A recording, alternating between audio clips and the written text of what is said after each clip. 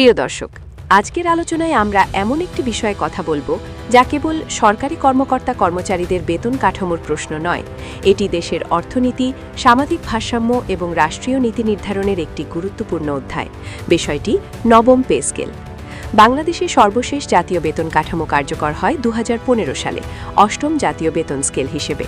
তখন দেশের অর্থনৈতিক প্রবৃদ্ধি, মূল্যস্ফীতি এবং জীবনযাত্রার ব্যয় ছিল ভিন্ন মাত্রায়। কিন্তু এক দশক পেরিয়ে আজ বাস্তবতা সম্পূর্ণ আলাদা। দ্রব্যমূল্য বেড়েছে ধারাবাহিকভাবে।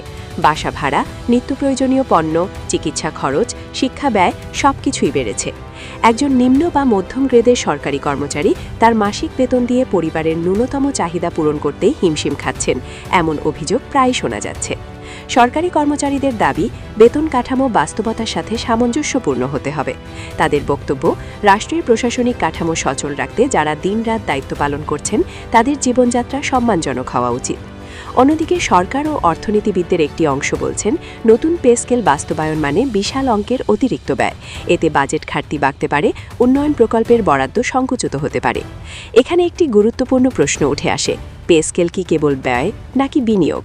অর্থনীতির একটি তত্ত্ব বলছে, যখন সরকারি কর্মচারীদের আয় বাড়ে তখন তাদের ক্রয় ক্ষমতা বাড়ে, ফলে বাজারে চাহিদা বৃদ্ধি পায়, ব্যবসা বাণিজ্যে গতি আসে। অর্থাৎ এটি অর্থনীতিতে একটি মাল্টিপ্লায়ার এফেক্ট তৈরি করতে পারে। কিন্তু বাস্তবতা হলো, বাংলাদেশের বাজেটের একটি বড় অংশ ইতোমধ্যে বেতন ভাতায় ব্যয় হয়। নতুন পে স্কেল চালু হলে সেই ব্যয়ের হার আরও বৃদ্ধি পাবে। এখন আসি প্রশাসনিক প্রক্রিয়ায়। বাংলাদেশে জাতীয় বেতন কমিশন গঠন করা হয় সময় অনুযায়ী। কমিশন বিভিন্ন দপ্তর, মন্ত্রণালয়, অর্থনৈতিক তথ্য, মূল্যস্ফীতি সূচক, আন্তর্জাতিক তুলনা ইত্যাদি বিশ্লেষণ করে সুপারিশ প্রদান করে। অতীতে যেমন 2015 সালে কমিশনের সুপারিশের ভিত্তিতে অষ্টম পে স্কেল কার্যকর হয়েছিল। বর্তমানে প্রশ্ন, নতুন কমিশন কবে, সুপারিশ কবে, বাস্তবায়ন কবে? বিভিন্ন কর্মচারী সংগঠন ইতোমধ্যে নবম পে স্কেলের দাবিতে বিবৃতি দিয়েছে। কেউ কেউ আন্দোলনের কর্মসূচির কথাও বলছে। এখানে আবার একটি সামাজিক দৃষ্টিকোণও রয়েছে। সরকারি কর্মচারীদের বেতন বাড়লে বেসরকারি খাতের কর্মচারীরাও একই দাবি তুলতে পারেন। এতে সামগ্রিক মজুরি কাঠামোতে চাপ সৃষ্টি হতে পারে, বিশেষ করে শিল্প ও রপ্তানি খাতে। তবে সরকারি কর্মচারীদের যুক্তি, তারা রাষ্ট্রের স্থায়ী সেবাদানকারী। তাদের বেতন কাঠামোর দীর্ঘমেয়াদে স্থিতিশীল ও নিরাপদ হওয়া উচিত। আরেকটি গুরুত্বপূর্ণ বিষয় হল পেনশন ও অবসর সুবিধা। নতুন পে স্কেল মানে শুধু বর্তমান বেতন বৃদ্ধি নয়, ভবিষ্যৎ পেনশন কাঠামোও পরিবর্তিত হবে।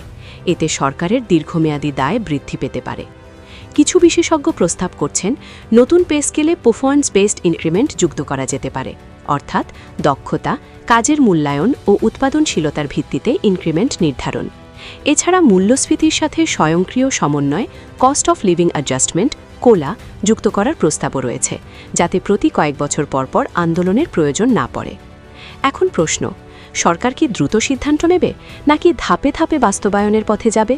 সম্ভাব্য একটি মডেল হতে পারে পর্যায়ক্রমিক বাস্তবায়ন। প্রথমে নিম্ন গ্রেডের কর্মচারীদের বেতন বৃদ্ধি, পরে ধাপে ধাপে অন্যান্য গ্রেড। আরেকটি আলোচ্য বিষয়, বেতন বৈষম্য। বর্তমান কাঠামোতে বিভিন্ন ক্যাডার, গ্রেড ও দপ্তরের মধ্যে পার্থক্য নিয়ে অসন্তোষ হয়েছে। নতুন পে স্কেলে সেই বৈষম্য কমানোর দাবি উঠছে। রাজনৈতিক দৃষ্টিকোণ থেকেও বিষয়টি গুরুত্বপূর্ণ, কারণ লাখো সরকারি কর্মচারী ও তাদের পরিবার মিলিয়ে একটি বড় ভোটার গোষ্ঠী। সবশেষে একটি বাস্তব প্রশ্ন, দেশের সামগ্রিক অর্থনৈতিক পরিস্থিতি কি এখনই বড় মাপের বেতন সংস্কারের উপযুক্ত? বৈদেশিক ঋণ, রিজার্ভ, বাজেট ঘাটতি এসব বিবেচনায় সরকার নিশ্চয়ই হিসাব নিকাশ করছে। কিন্তু মাঠ পর্যায়ের বাস্তবতা বলছে, একজন স্কুল শিক্ষক, একজন পুলিশ সদস্য, একজন উপজেলা অফিস সহকারী, তাদের সংসার চালানো এখন আগের চেয়ে অনেক কঠিন। তাই নবম পে স্কেল আজ শুধু একটি প্রশাসনিক ফাইল নয়, এটি একটি সামাজিক দাবিতে পরিণত হয়েছে। লাখো পরিবার অপেক্ষা করছে একটি ঘোষণার, একটি আশার। নবম পে স্কেল কি 2026 সালে বাস্তবায়ন হবে নাকি আরও সময় লাগবে?